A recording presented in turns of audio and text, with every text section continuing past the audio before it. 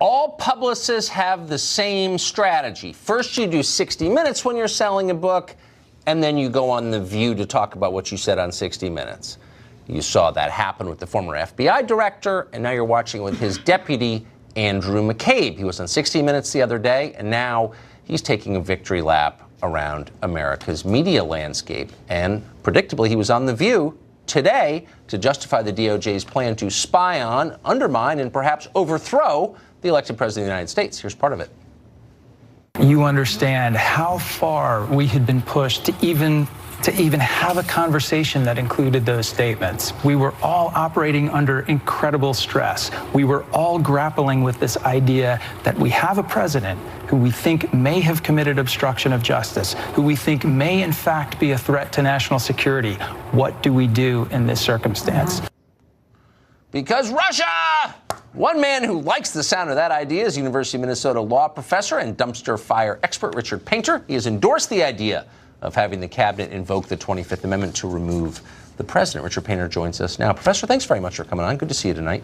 Good to see. How exactly would this work? It's obviously never been attempted. This is not the kind of scenario it was designed for. But in your mind, how would they remove the president? By force? With firearms, nets? I mean, how would this play out, practically speaking? Well, first, Tucker, I want to tell you you're wearing a great tie tonight. I love you having the University of Minnesota colors there. In your honor. I've talked about the 25th Amendment a number of times with respect to this president. It was put into the Constitution in the late 1960s to address a situation in which the president is physically or mentally incapacitated, unable to carry out his duties in office. No, I mean, we know what it is. I mean, we're not law professors like you, but we know what it is. How would you affect it? How would you do it? Presumably the president wouldn't concede to being overthrown. So would you rush into his office? Would you rouse him from bed? Like, how would you do this? No, you don't overthrow the president. This is not about overthrowing the president. Okay. There are thousands of psychiatrists who have voiced extreme concern about President Trump's mental state. I get it. You get some compliance shrinks to agree he shouldn't be president. I'm sure you could probably get 99% of them to say that.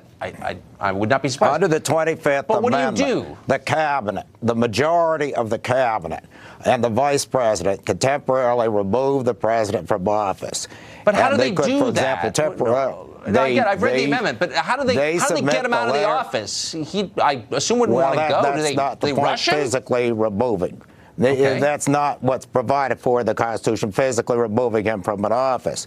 The objective is to have the Vice President of the United States take over the duties of the President temporarily, while the President, for example, would get a psychiatric exam, and then the United States Congress would make the ultimate decision by 2/3 majority. We're almost out of time. Just put some meat on these bones. So you're always rushing around. We need 25th Amendment. The President says, I'm not crazy. I don't want to leave. I was elected by voters 2 years ago. I'm not leaving. And then you do what? If the majority of the cabinet, the vice president, were to temporarily remove the president, then it would be up to 2/3 of the United States House and Senate to permanently remove the president under the 25th Amendment. But and the psychiatric exam might very well. We're out of time. Look, think this through a little bit. Come back, and we can play it all out. Because you've just started your own dumpster fire in my mind, and I want you to douse it with the cool fluid of reason, if you would. Richard Painter, great to see you. You don't need the dumpster fire for this. No way. No, you don't.